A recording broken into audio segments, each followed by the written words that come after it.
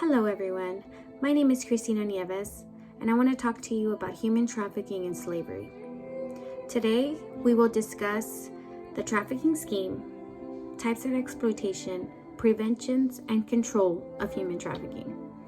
According to the Encyclopedia Britannica, human trafficking is a global pandemic affecting men, women, and unfortunately, children of all ages. What is human trafficking? It's the illegal transport of individuals by force or deception for the purpose of labor, sexual exploitation, or activities in which others benefit financially.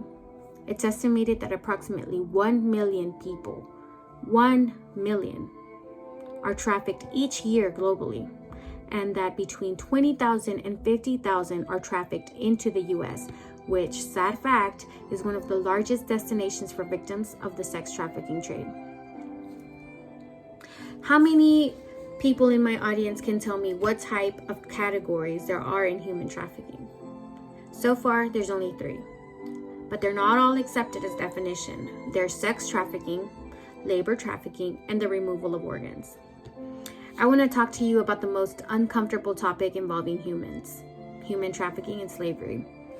I will discuss the trafficking scheme, the types of exploitation, prevention, and control of human trafficking. My research was all found in the Britannica Encyclopedia in the article about human trafficking. First, we will talk about the scheme. It's not how you think. Not everyone is kidnapped.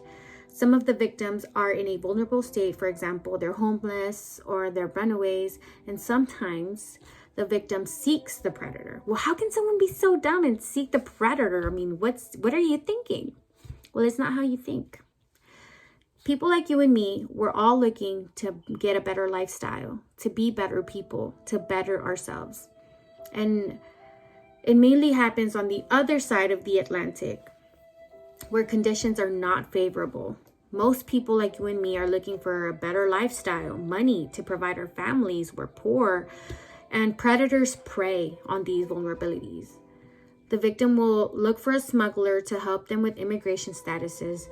They obtain the fake paperwork and then trick them into leaving their country voluntarily. But they have no idea what's waiting for them on the other side. They have no idea what's waiting for them on the promised land because they're going to better themselves. That's what they're thinking. And most of these people do it because they think that they're going to get themselves a good job. They're going to be able to feed their families. But the predators are fooling them. They're actually fooling them. So to help them, they do it to help them with immigration statuses, and they obtain the fake paperwork. After the smuggler takes the victims to the responsible party, they are compensated and all the paperwork is seized. And then they are given to physical, sexual, and all types of abuse. And some of these are forced to get into the sex trade.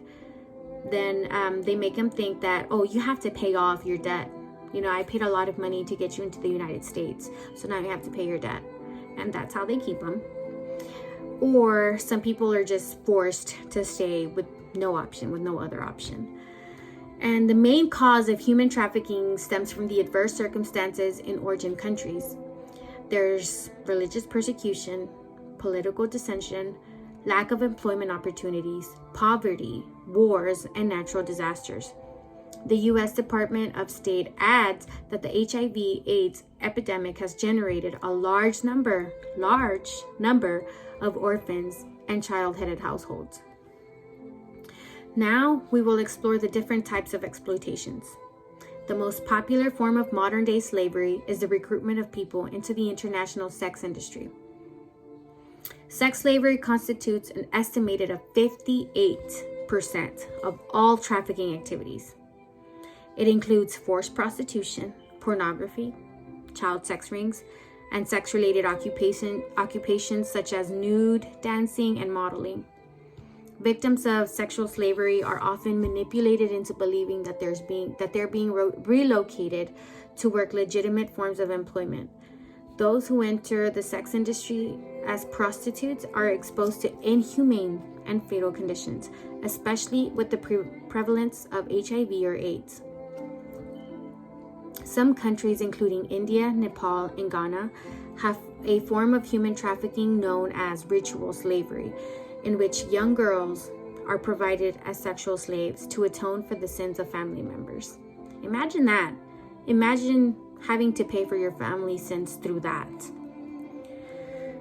Forced labor is one of the oldest forms of slavery around, and it goes very easily unnoticed to the general public. Debt bondage is the enslavement of people for unpaid debts and is one of the most common forms of contemporary forced labor. This form usually uses deceptive contracts to justify forced slavery. In the US, the majority of non-sex workers are forced into domestic service, followed by agriculture, sweatshops, restaurants, or hotel work. Children are often sold or sent to areas with the promise of a better life, but instead encounter various forms of exploitation. Domestic servitude, the one we just spoke of, puts extra children that they're just extra, or the extras from large families into domestic service.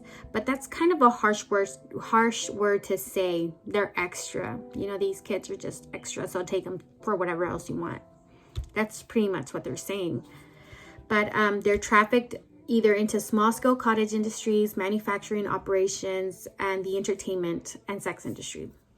Sometimes they become street children or homeless and are used for prostitution, theft, begging, or the drug trade.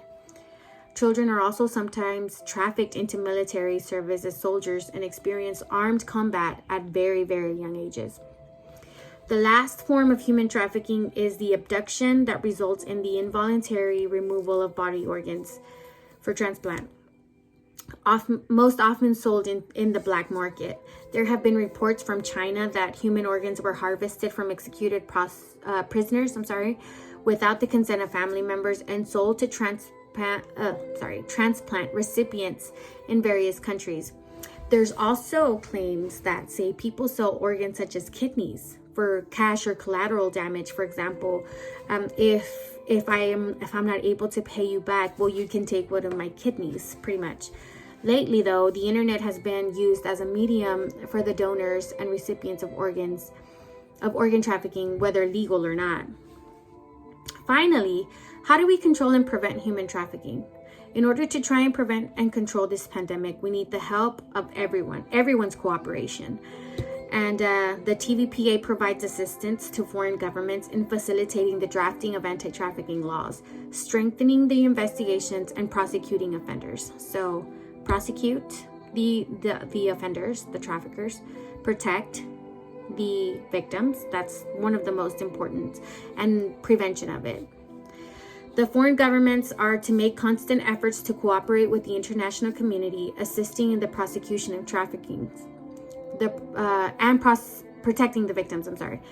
If the government fails to meet the minimum standards, the U.S. will cease financial assistance beyond humanitarian and trade-related aids.